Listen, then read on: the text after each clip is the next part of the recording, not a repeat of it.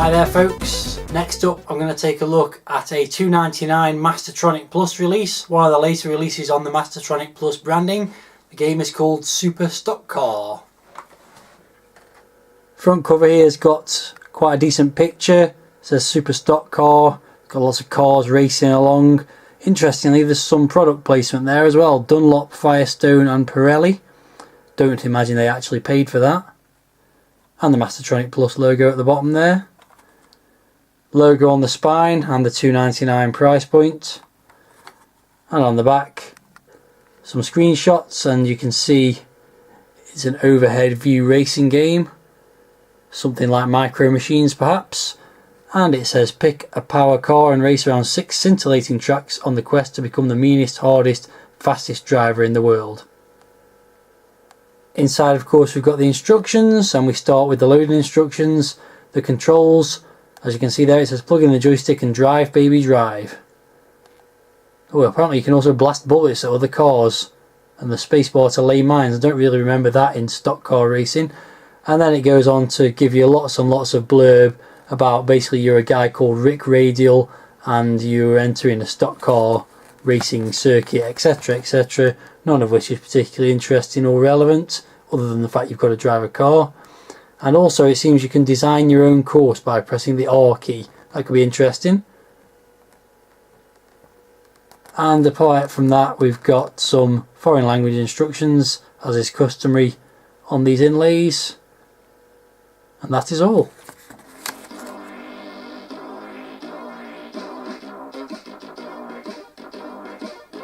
Here's the title screen of the game then. As you can see, it's got a 5-position high score table and I'm 5th, having had a few games of the game prior to starting the recording. It's got a nice logo saying Super Stock Car, and some clever text effects, a sort of wave style at the top there and stuff bouncing around at the bottom. Kind of arcadey style. Nice background music as well. No credits to say who wrote the game or who did the music, but it's presentation wise pretty nice. Before we go any further, I should say that the instructions for this game are completely misleading. There is no course designer. If you press R like it said in the instructions, nothing happens. So no course designer. I won't be designing any alternative courses. Also there's stuff in the instructions saying that you can shoot opposing cars or drop mines. You can't do either of those things either. It is basically a straightforward racing game. So let's get started. So basically it's an overhead view style racing game like Micro Machines. You drive around the course, try not to crash into things. Whenever you crash into things it stops you dead, and that's what makes you slow down and get left behind the other cars. So it's very important to try not to get hit stuff, but if stuff hits you it also stops you dead, so it's kind of not really fair in that respect. So you get stuck on the scenery quite a lot. Controls are very simple, it's just fire to accelerate, and as you can see there's only 2 laps in that race, and if you don't finish first you don't qualify for the next race, so it is quite challenging. I'll go again, you might see several goes of this. As I was saying, the controls are fire to accelerate and left and right to rotate the car, so pretty simple stuff, very easy to get to grips with. I like the fact that you use the fire button to accelerate rather than pushing forward on the joystick. That's clever. Graphics are pretty nice, you know, very like Micro Machines. Although I think this game came out before it, and I came first, so I got 3,000 bonus points and go on to the next stage, which is same kind of thing, but now there's 3 laps, so there's a bit more chance to catch up if you do fall behind. Or obviously it's also blue. That much didn't really need explaining. So yeah, the controls are quite clever. The car does bounce around all over the place, making it rather difficult. But once you get in front of everyone, it's pretty easy actually, because they never really seem to be able to catch you up. None of the rubber band style effect like you've got on later racing games. I'm going to struggle to make it here, I think. Oh, I've still got another lap of course. Sound wise, oh come on. It's pretty straightforward. It's screeching tyre sounds and oh, I've blown that right at the last second. And I failed to qualify because you have to finish first in every race. to get further. So I'll go again just while I'm talking. So the course graphics are quite nice as well.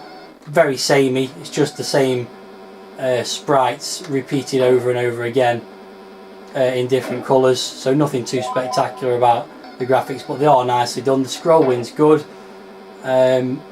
Overall, presentation wise, it's a very nicely put together game. It's very difficult because if you make a couple of little mistakes crashing into other cars, which is sometimes impossible to avoid, then you've basically got no chance. But if once you get to grips with it, it goes from being quite difficult to basically quite boring, because it's pretty easy to just make your way around all the courses. They're all very similar. If I can actually get past this one, I would demonstrate that. I'm struggling at the moment because I keep crashing into stuff.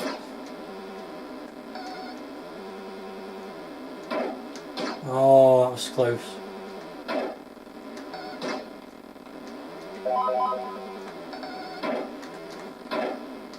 Oh, this could be my chance now. Don't make any stupid mistakes. There we go. So that's another course finished, and you go on to another course which is pretty much exactly the same, slightly more corners, and now it's brown. Otherwise virtually identical. You now get 4 laps. There are some slightly different graphics on this. It now looks like you're on the planet, the surface of a planet, based on the craters and things, but otherwise it's exactly the same kind of stuff. So while it's a nicely presented game, well programmed, it's kind of boring, and there's no sort of career mode or anything like that. All you're doing is basically racking up a score as you go around the course, trying to get as high a score as possible without crashing into stuff. There's no time limit on the race, so you don't get more points for finishing quicker. I've got no idea what position I'm in now either, it doesn't tell you.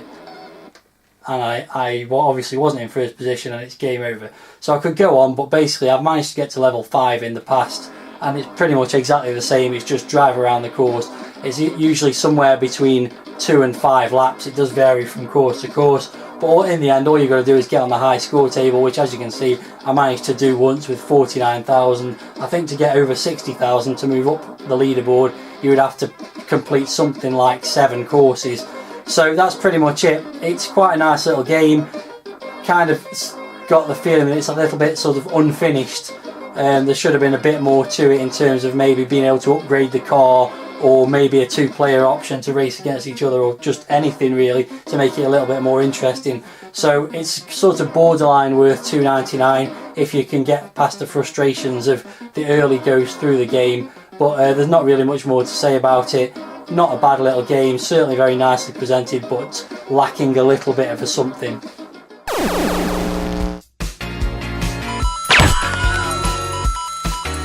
If you only knew the power of the dark side. 2, 1, 0.